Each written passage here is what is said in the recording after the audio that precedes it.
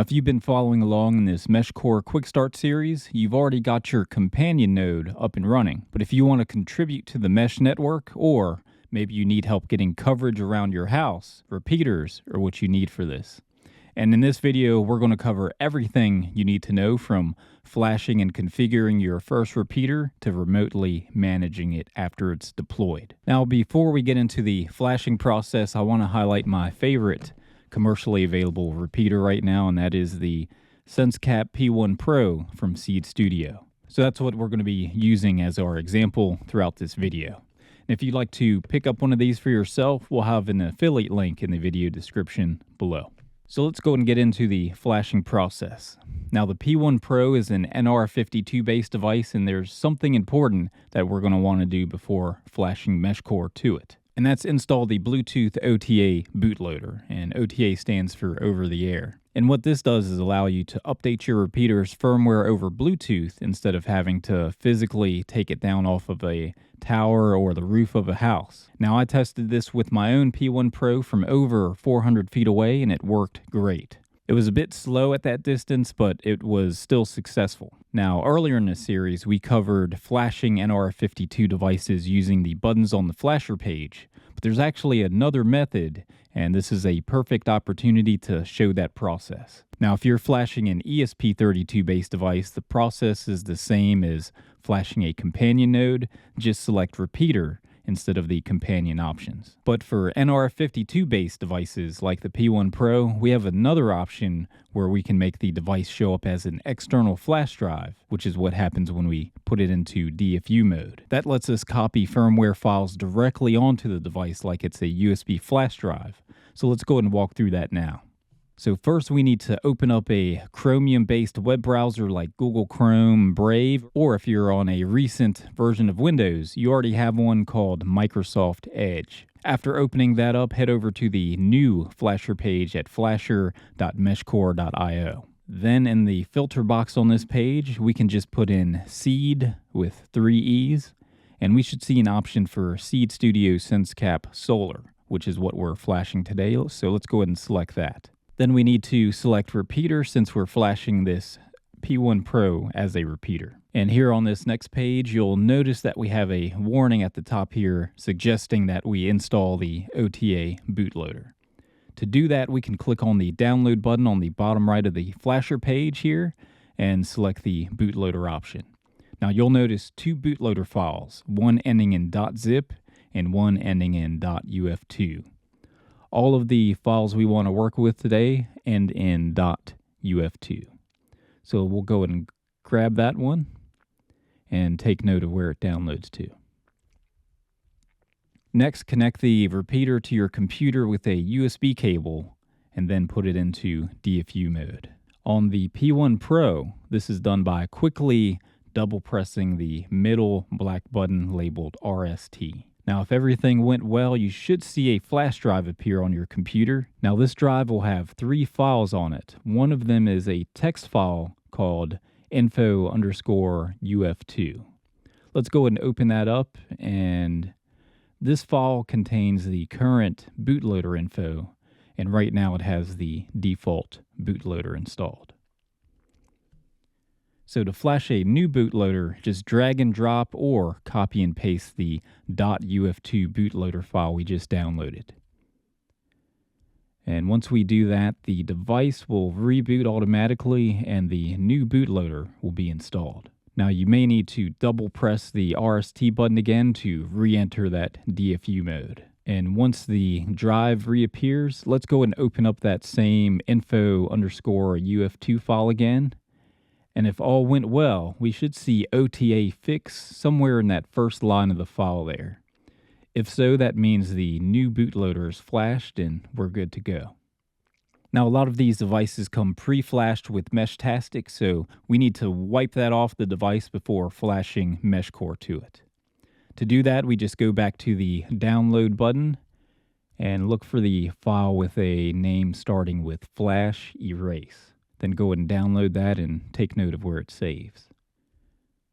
Then the process is the same as before. We place that file on the device's drive and it'll wipe the device to give us a clean slate to flash MeshCore to it. And after that's done, the device should reboot and it'll go back into the DFU mode on its own. And we should see that drive reappear. And now we're ready to flash the actual MeshCore firmware. And to do that, go back to the download button on the flasher page and find the firmware options. Again, we want the .uf2 file instead of the .zip file. All right, with that downloaded, let's go ahead and place that file onto the drive to start flashing. Now this one takes a little longer than the others, but once it's done, the device will reboot and we're ready to move on to configuring the repeater. To configure the repeater, we need to hit the back arrow on the page a few times to get back to the main page of the flasher. Then we'll see a repeater setup link at the top right of the page, which will open up a new window. Now on this window here, we just need to hit the connect button and select our device.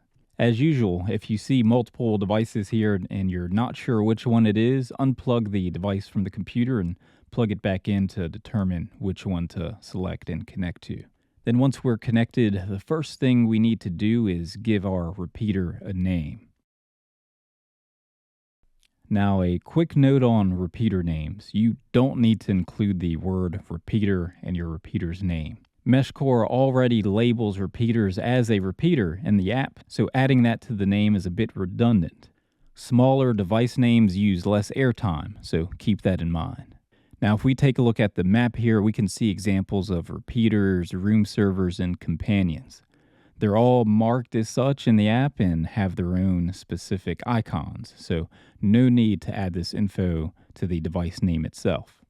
So with our repeater named, next we'll want to enter in a latitude and longitude position for your repeater.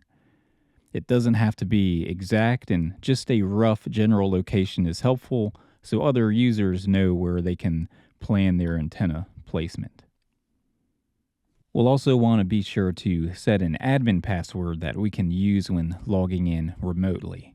Repeaters have a default password of just password, so if you don't set an admin password here, you're just asking for all sorts of potential buffoonery, so make sure you enter in an admin password here. Now, when it comes to the guest password, this one I do recommend leaving blank.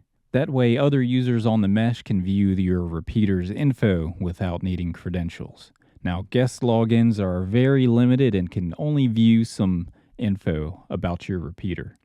Only admins have access to make actual changes to the repeater.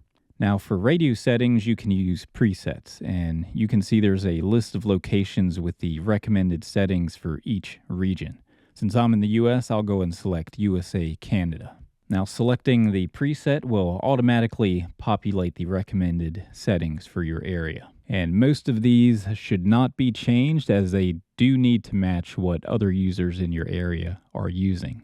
Otherwise, you won't be able to communicate on the network. Now, there is one setting you can adjust without affecting communications, and that's the coding rate, which has options from 5 to 8. Now, higher numbers add extra error correction, which helps with weak signals. Now, the trade-off here is slightly longer transmission times, though, so keep that in mind depending on your setup and needs. Now, you may also want to configure your advert intervals. If you're in an area with a small mesh that's still growing, having more frequent adverts will let new users see traffic sooner. If you're in an area with a large established mesh, it's best to have less frequent adverts to cut down on network traffic. Here in Tennessee, for example, we have a settings page on our mesh's website, 10mesh.com, and the eastern part of the state has a lot of traffic, so we're using 90-hour intervals here for flood, and zero hop is disabled. Whereas the rest of the state is using the shortest possible intervals until the mesh grows in those areas. Now, the final thing we'll configure is the owner info. Now, this could be an email address, website, whatever you want, really. This info is only viewable by using the guest login, though, which is why we're leaving that password blank, so anyone can log in and view it. And once everything looks good, go ahead and hit save. And then we can hit the OK button to reboot the device. And after it reboots, it should send out an advert and we should see the repeater show up in our contacts list on our companion node connected to the app. Now, if your mesh is as active as ours is here in Tennessee and the surrounding states, I do recommend setting your repeater as a favorite so you can find it easily later on. Now, that's done by opening the three-dot menu to the right of the repeater name and then clicking the checkbox for favorite. Then whenever you want to filter out the contacts list by favorites, just select the filter button at the top right here and then select favorites. As mentioned in the intro of the video, we can actually remotely make changes to the repeater settings later on after it's been deployed. And this happens over the LoRa radio and not Bluetooth, which means you can make changes even when a repeater is multiple hops away.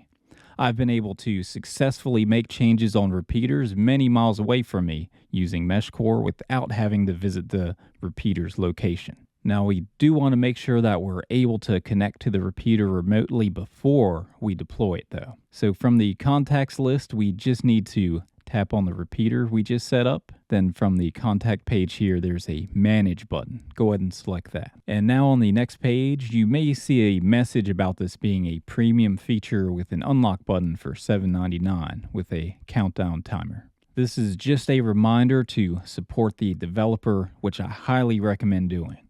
But you can continue on without paying for the app's premium features after the 10-second timer is done. Now, if you do want to support the developer, unlocking this feature will remove the need to wait for the timer. Now, there's a lot of work that goes into developing something like MeshCore, and I highly recommend showing the developers of it some support, and I'll have links to all of the ways you can do that in the video description below. So if we continue on, we'll be taken to a logon screen that asks for a password. So let's take a look at what logging in as a guest looks like. We'll go and hit the continue button without entering a password since we left that blank. And as we can see in the top left, it says we've logged in as a guest, and guests have limited access and they can only retrieve info and can't make any changes. So if we select request status, we can see things like the current battery level, clock, airtime, and more. And then under guest tools, we can get the owner info that we filled out earlier, see how many neighbors the repeater sees, which is basically a list of repeaters within direct line of sight, and also pull telemetry data from the repeater. So that was the guest view. Let's back out and log in as an admin using the admin password we set up earlier. So now that we're logged in as an admin, we have some new options here. Status is the same, but beside that we have command line where we can remotely send commands to the repeater. And then next to that we have settings, which lets us change things like the repeater name, owner info, advert intervals, position, sync the clock, view neighbors, and more. We can also manually send an advert using the advert button here. Now, one important thing to note is that MeshCore is very focused on cutting down unnecessary network traffic. So a lot of the fields will appear blank when you first connect, like the radio settings, for example. It's rare that you need to change those, so it doesn't pull that data down every time you connect. To load the info when needed, we just need to hit that refresh button and you'll see that the radio settings populate. Now if we go to the advert interval settings, we can see the same deal here as well. There's one for 0 hop and one for flood, and we have to hit that refresh button to grab the data. Now anytime you make changes, we need to hit the check mark to save it. So if we update the flood advert interval and hit the check mark, you should see a green pop-up confirming that it was successful. Any section where changes can be made will have that check mark, so be sure to hit it before moving on. So now that we've confirmed that we can remotely manage the repeater, we're ready to deploy it up on a tower or roof or wherever you want. That'll do it for this video on MeshCore repeaters, and I hope you found it useful. If you did, please be sure to give the video a thumbs up and subscribe if you haven't already so you don't miss out on any upcoming videos. And as another reminder, be sure to check out the links below for ways you can support the MeshCore developers. Thank you all and have a good one.